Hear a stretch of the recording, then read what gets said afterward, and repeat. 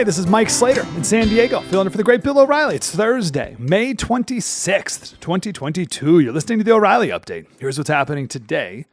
Democrats blame Republicans for mass shootings. 9 in 10 voters are gravely concerned about the country's future. Raise your hand if you're in that group. The Great Resignation continues. And a new survey ranks the rudest states in the USA. Oh, I'll take a guess at that. Also coming up, the message of the day. But first, some high-profile Democrats blaming Republicans for the tragic mass shooting in Texas. California's Governor Gavin Newsom, quote, "Another shooting and the GOP won't do a damn thing about it." Adam Schiff blaming Republican voters, quote, "Imagine how many children wouldn't be slaughtered in school if being pro-life was more than just a talking point for Republicans in Congress." 68 million babies have been murdered in the womb, by the way. And they just, what about being pro-life? A new survey from Fox News finds 87% of voters are extremely worried about the future of America. Biggest issues facing the nation include inflation, immigration, crime, the economy, COVID. Just 28% think that Biden is doing enough to lower prices. The average household now spends $500 a month to cope with the higher costs for food and fuel. That's $6,000 slashed from the family budget each year. Another study from CNBC finds the average American has $9,000 less than they did last year. 4.5 million workers walking off the job in April, the most on record. Employers posted 12 million openings during the same period. According to data from the Labor Bureau, 7 in 10 employees who left positions are having trouble rejoining the workforce. 24 million full-time jobs were slashed when COVID closed the economy in April 2020. Since then, another 23 million Americans have voluntarily quit. What's going on? Economists blame the Great Resignation on generous COVID entitlements, but haven't those ended? A new poll published by YouGov ranks the rudest states in the nation. Places are judged by overall politeness, courtesy towards strangers, and willingness to help others.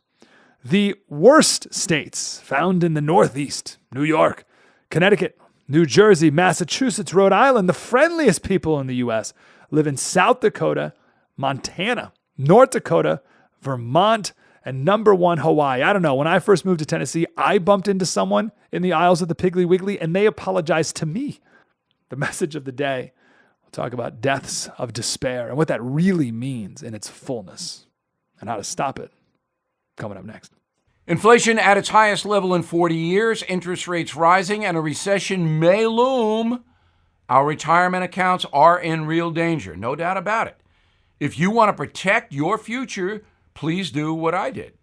Call the only precious metal dealers I trust, American Hartford Gold.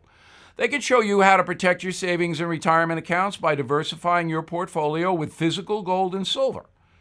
All it takes to get started is a short phone call, and they will have physical gold and silver delivered right to your door or put inside your IRA or 401k. They are the highest rated firm in the country with an A+ rating from the Better Business Bureau and thousands of satisfied clients. Plus, tell them O'Reilly sent you, and they'll give you up to $2,500 of free silver on your first order. Wow.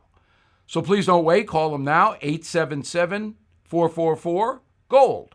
877-444-GOLD, or text GOLD to 65532. Again, 877-444-GOLD, or text GOLD to 65532. Hey, this is Mike Slater in San Diego, filling in for the great Bill O'Reilly. Now it's time for the O'Reilly Update message of the day. Deaths of despair. There are 150,000 deaths of despair each year in this country. That includes suicide, drug overdoses, and alcoholism. Now, these are the people who die from despair. And for every 150,000 who die from despair, there's got to be what? 1 million more who are in the depths of despair. They're just not dead from it yet. And for every million in the depths of despair, there's got to be 10 million in some form of despair. And if someone's in despair, there's all kinds of destructive ways that people live that out. From drug abuse, marijuana, frying your brain, alcoholism, porn and gambling addiction, domestic abuse, you name it. There's way too much despair in this country. You see it with gangs and crime and homelessness. You know, there's one overdose death every 5 minutes in this country. And one of the ways that some people deal with their despair is murdering a bunch of strangers. Now, here's the thing. I want to solve all the despair. I want to get to the root of all of this despair. I want to live in a country again that has a worldview that can deal with the difficulties of life in a healthy way and not murder children or hurt themselves or the people they love. Now, this is not a new problem. There was a sociologist in France in 1897 who talked about deaths that are caused by, as they said, breakdown in social equilibrium and social norms, that would be today, and people who felt a lack of communal support. Think of the young boys growing up in broken families. It's isolation, which, by the way, the government forced on the American people because of COVID, certainly making things worse, injecting even more fear into a country that was already sick with anxiety. So we want to strike the root of this issue, not hack at the branches. The problem is most people, they don't want to strike the root. They turn to the government to fix it. And it makes sense why people would do this. I mean, it's the wrong thing to do, but it makes sense why they would, because we used to, in times of suffering, turn to God. Just read the Psalms and you see David do it time and time again. But there is no God anymore in our culture. So we've put the government in God's place. So when bad things happen, we turn to the politicians to fix it. Another problem is most people think that everyone's good. And then they think that things should always be good. And then when something's not good, well, it means there's some glitch in the system and it needs to be fixed with more laws. That's not going to fix it. Anna Ziegler, she said, we've been failing generations of boys in thousands of ways and paying for it daily. Some days the price we pay is more brutal and obvious than others. But that's the point I want to drive home. We see the obvious and most brutal ones, but there is that same cost. There's that same destruction. There's that same despair every day. Far too many people. So what do? Well, be the bedrock of your family. Always promote virtue. We'll talk about that next. Never miss the garbage time. We'll talk about that tomorrow morning. Never skip a hug and an I love you. And always endure.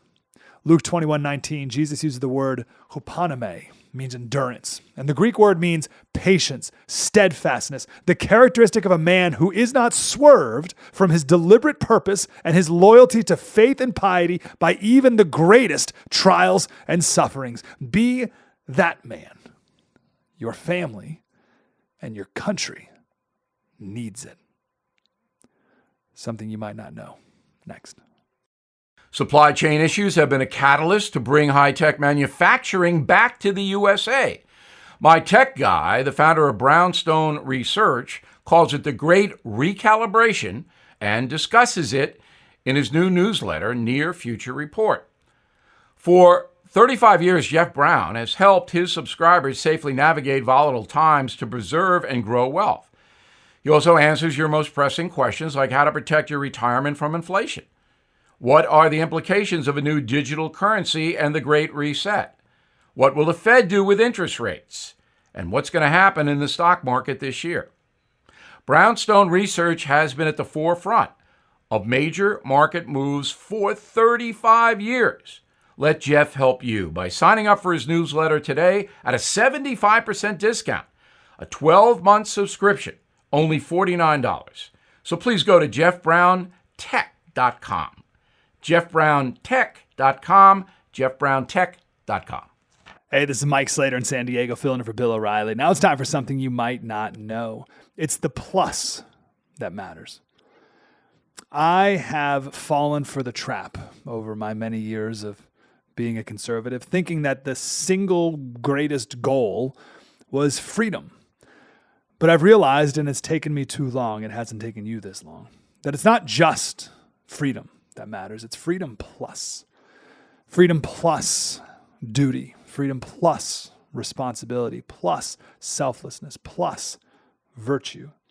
All of our founding fathers knew this. Sam Adams said, a general dissolution of principles will surely overthrow the liberties of America than the whole force of a common enemy. When the people are virtuous, they cannot be subdued. But when they lose their virtue, they'll be ready to surrender their liberties at the first external or internal invader. How about this line? I hope our countrymen will never depart from the principles and maxims which have been handed down to us from our wise forefathers. I hate to say it, Sam. We have. If we don't have a virtuous people, then bad things happen. And then everyone else wants the government to fix it. And the government will take away more of your freedom. And our liberties will be gone. We need virtue to maintain our freedom. It's freedom plus. George Washington, virtue and morality is a necessary spring of popular government. James Madison, to suppose that any form of government will secure liberty or happiness without any virtue in the people is a completely imaginary idea. Sam Adams again, neither the wisest constitution nor the wisest laws will secure the liberty and happiness of a people whose manners are universally corrupt.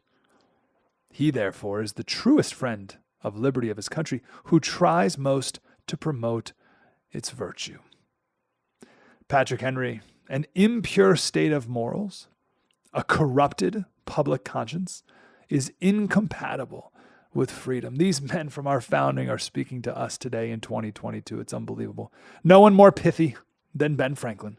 Only a virtuous people are capable of freedom. From now on, I won't forget it. It's not just freedom that we need. It's freedom plus virtue. Forget that, and we lose it all. Not on our watch. Mike Slater, filling in for Bill O'Reilly. More coming up. Have you heard of American Wagyu? It's not a superfood that will make you live forever, but it is some of the most delicious beef in the world, and I can get you 2 free pounds of it. You don't have to just use them for burgers. Ground American Wagyu is so versatile, it elevates any meal to a new level. This is a limited time offer, so don't miss out on 2 pounds of free American Wagyu. With meat prices soaring, when you subscribe, you lock in your price and get $25 off every box for the life of your subscription. As long as you're subscribed, your price will not change. So that's 2 pounds of free Wagyu burgers and zero inflation. Please get both by using my code BILL or visiting goodranchers.com/Bill.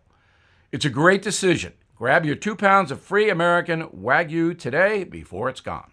Hey, this is Mike Slater. Thank you, Bill, again for letting me fill in. I am honored. MikeSlater.locals.com. We'll see you again tomorrow. Spread the word.